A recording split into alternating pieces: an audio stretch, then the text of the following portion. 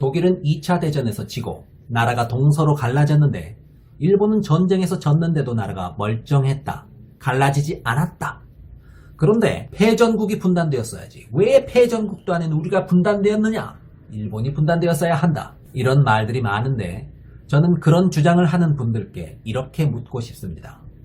패전국을 기준으로 분단된다는 그 기준이 애초에 맞는 건가? 네, 저는 그 기준이 애초에 틀렸다고 생각합니다. 패전국이라고 해서 나라가 분단되는 게 저는 아니라고 생각해요. 그 나라가 승전국이든 패전국이든 중립국이든 강대국들 간의 대치 전선이 형성되는 바로 그곳이 무조건 분단되게 되어 있습니다. 내가 보니까 보통은 패전국들에서 분단선이 형성되던데 예, 맞는 말이죠. 패전국이 대개는 어떤 과정을 거쳐서 확정됩니까? 예, 본토가 공습당한 뒤에 거의 확정돼요. 독일이 대표적으로 그러했죠. 연합군들에게 밀려서 최종적으로 어디까지 털리고 항복했다? 예, 바로 독일 본토까지 털리고 항복했다. 그 과정에서 연합국의 두 세력이 패전국의 본토에 주둔하게 되었죠. 그렇다면 전쟁이 끝나고 독일 땅에 주둔하게 된 미군과 소련군은 우리 협동해서 전쟁을 잘 끝냈으니 사이좋게 인사하고 빠이빠이 안녕 하고 물러날까요? 그런 일은 있을 수가 없죠. 어떻게든 이후에 자기 우방국가 혹은 꼭두각시 국가로 편입시켜 보려고 전리품 같은 거 제대로 챙겨 먹어 보려고 한 자리 딱 차지하고 눌러 앉아버리죠.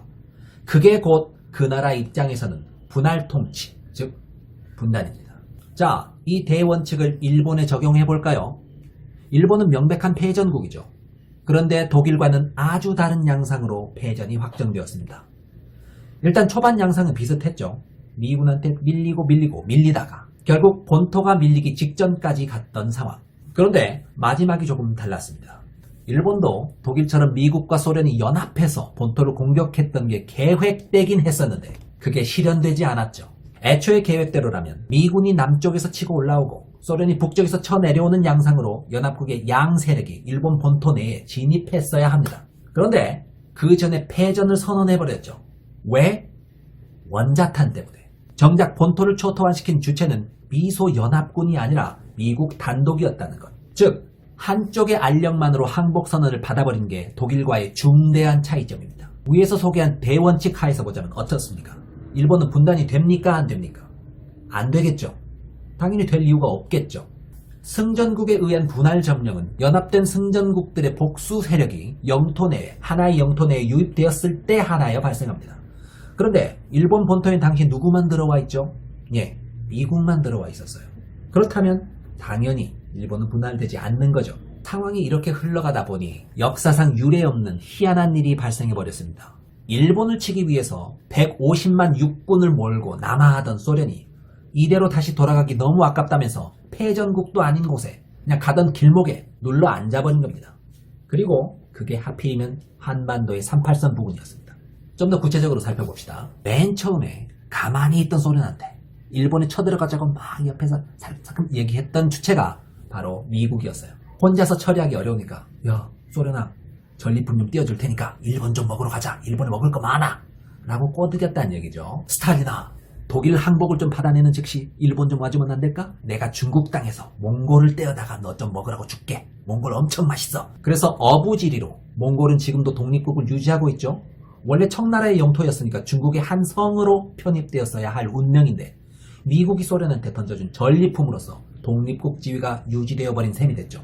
몽골한테는 아주 잘된 일이죠. 일단 스탈린은 루즈벨트의 부탁을 싫은 척하면서 받아들입니다.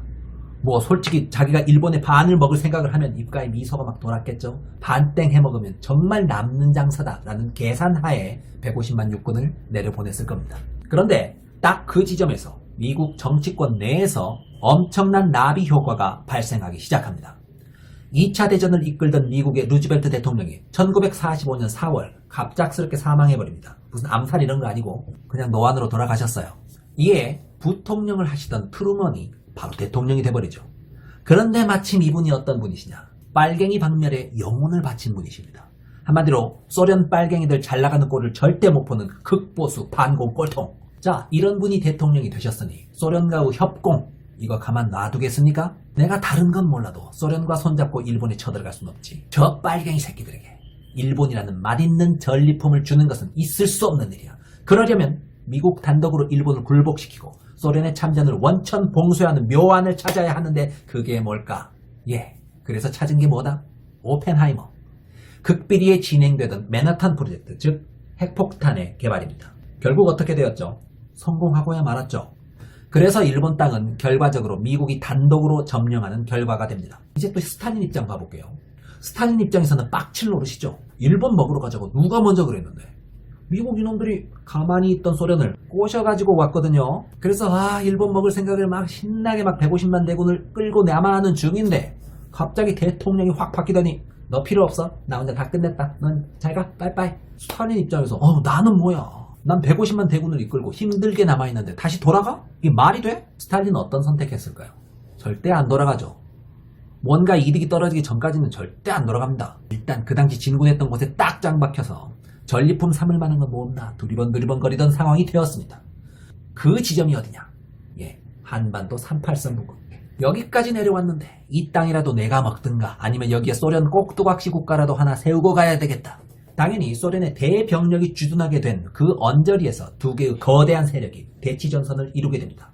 여기서 한 지역에 두 개의 거대 병력이 존재한다면 무슨 일이 일어난다?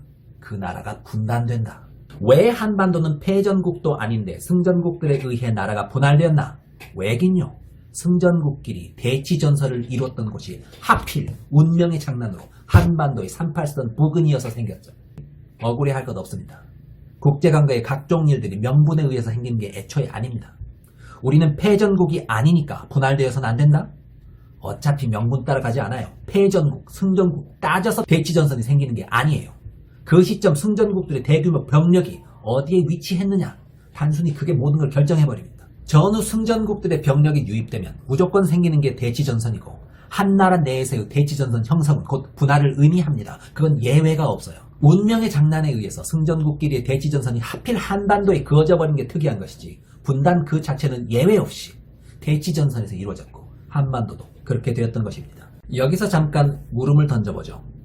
이 지점에서 만약 원자폭탄이 없었다면 역사는 어떻게 바뀌었을까? 예정대로 소련의 150만 육군은 한반도를 단지 통과해서 일본 본토에 상륙했을 것이고 미국이 거의 다 요리해놓은 밥상에 숟가락을 얹어서 일본을 미국과 소련 둘이서 갈라먹었겠죠.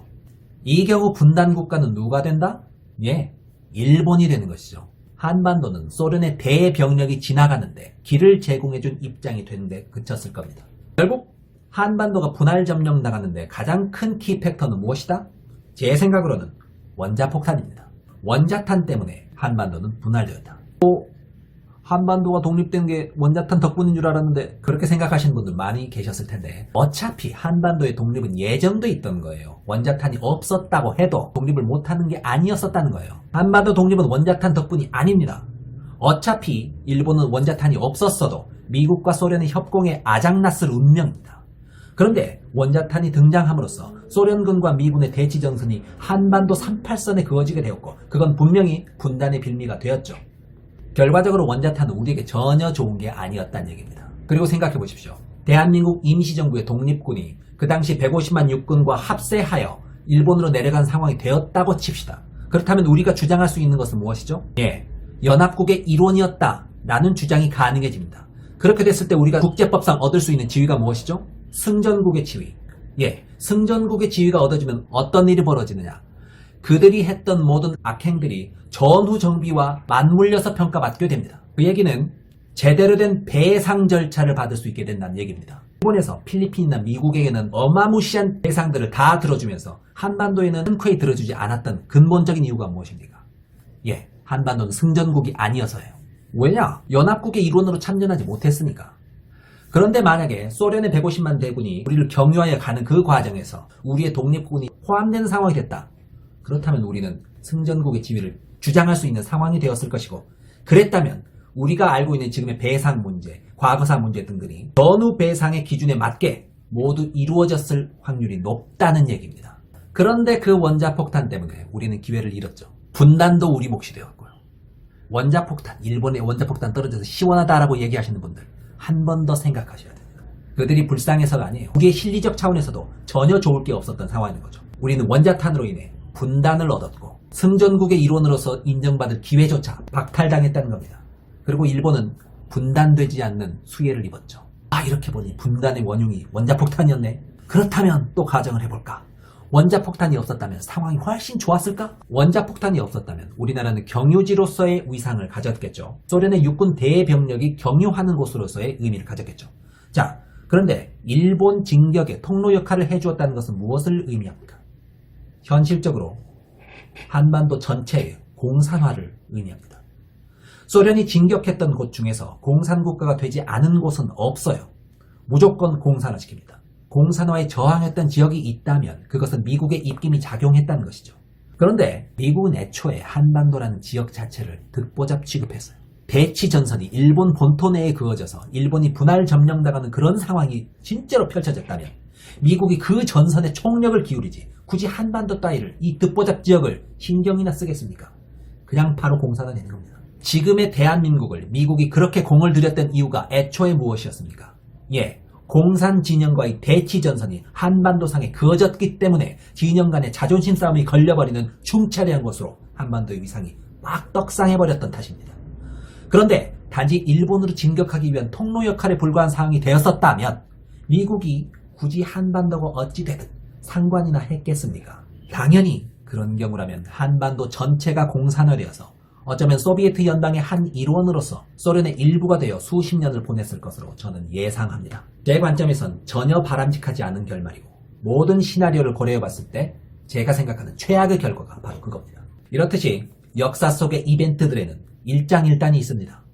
원자폭탄으로 인해 일본이 아닌 한반도가 분할되는 어이없는 일을 겪었으나 동시에 한반도는 소련의 일부가 되었을 운명에서 전체가 공산화될 운명에서 벗어났었다고 생각합니다.